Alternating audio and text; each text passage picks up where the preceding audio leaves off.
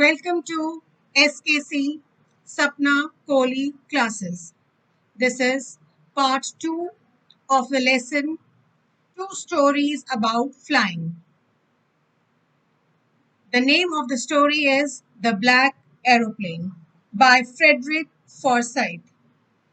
The narrator, Frederick Forsyth, describes his mysterious experience during his flight from Paris to London. Let us begin with the reading of the lesson. The moon was coming up in the east. The moon was rising. The moon was rising in the east behind me, and stars were shining in the sky above me. So the moon was rising in the east behind the author, and the stars were shining in the clear sky above him. There wasn't a cloud in the sky. There were no clouds in the sky. I was happy. The author was very happy to be alone high up above the sleeping countryside. So he was very happy that he was flying all alone in the sky. I was flying my old Dakota aeroplane over France back to England. I was dreaming of my holiday and looking forward to being with my family. I looked at my watch, 1:30 in the morning. The author was flying his old Dakota aeroplane over France and was on his way back home to England. He was thinking of enjoying his holidays with his family. It was just past 1 o'clock in the morning. I should call Paris Control soon, I thought. He thought of getting in touch with the Paris Control Room. As I looked down past the nose of the aeroplane, I saw the lights of a big city in front of me. I switched on the radio and said, Paris Control Dakota DS-088 here. Can you hear me? I am on my way to England. Over. The voice from the radio answered me immediately. DS-088, I can hear you.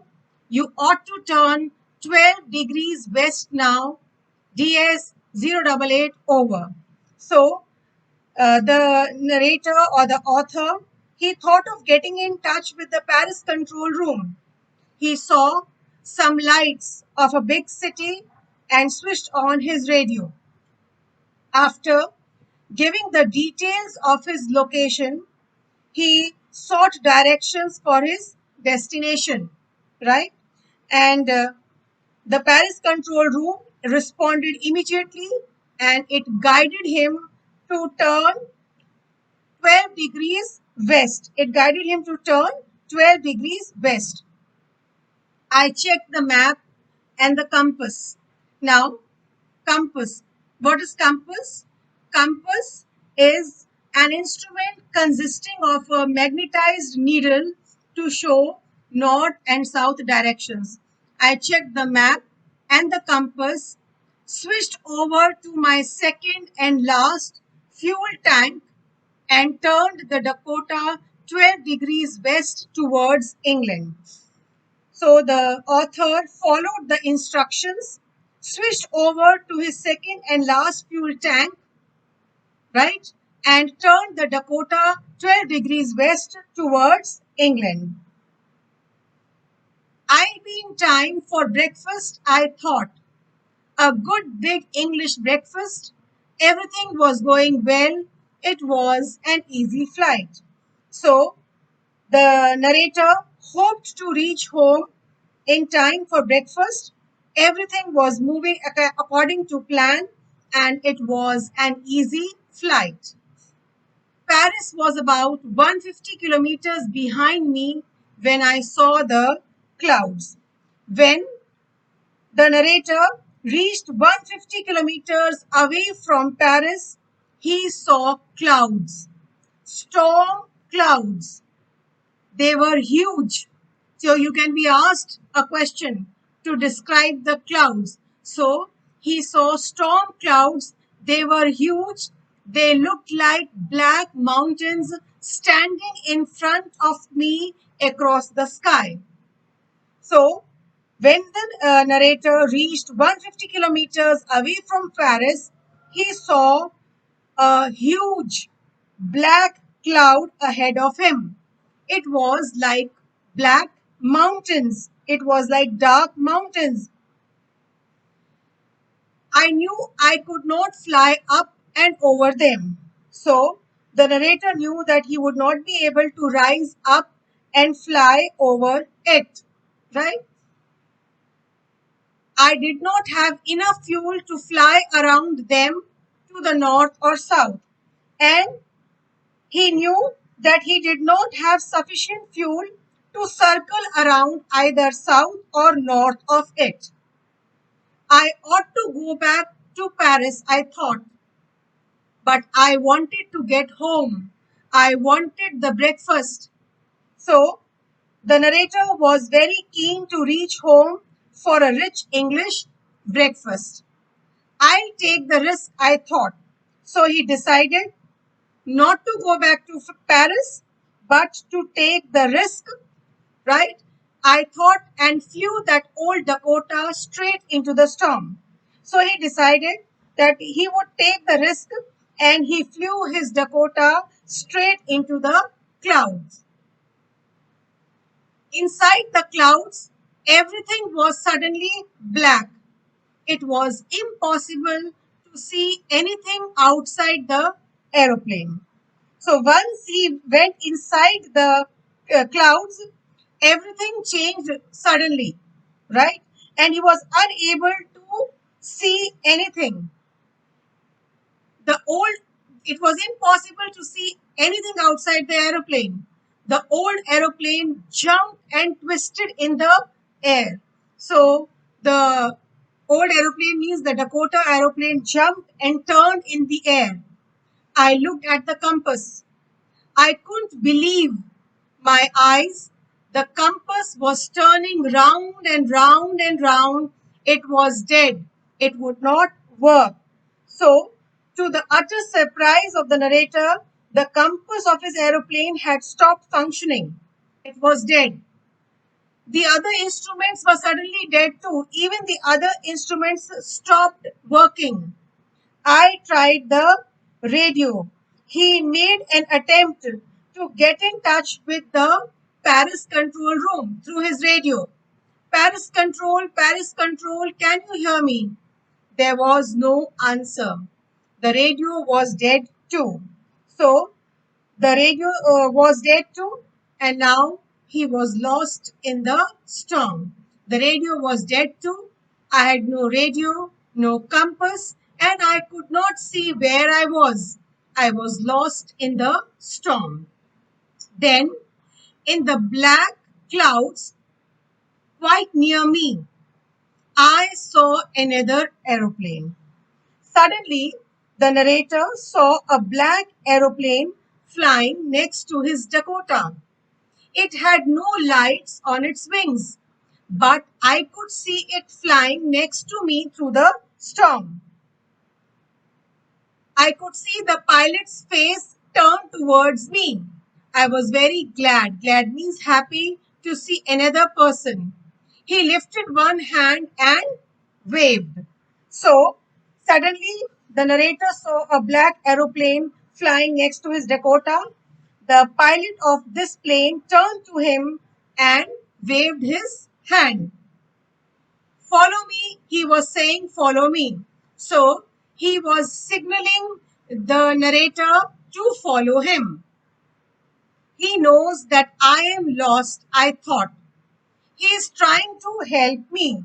So the narrator thought that he wanted to help him. So he turned his aeroplane slowly to the north in front of my Dakota so that it would be easier for me to follow him. So the pilot of this plane turned his plane slowly towards north and flew ahead of him. I was very happy to go behind the strange aeroplane like an obedient child. The author followed this black aeroplane like an obedient child. After half an hour, the strange black aeroplane was still there in front of me in the clouds. Now, there was only enough fuel in the old Dakota's last tank to fly for 5 or 10 minutes more. So, the author followed the pilot of that black aeroplane. Both the planes flew for half an hour, right? And when the author noted that his fuel would last just for 5 or 10 minutes more, I was started to feel frightened again. So he was feeling very terrified again. Frightened, you can say scared or terrified again.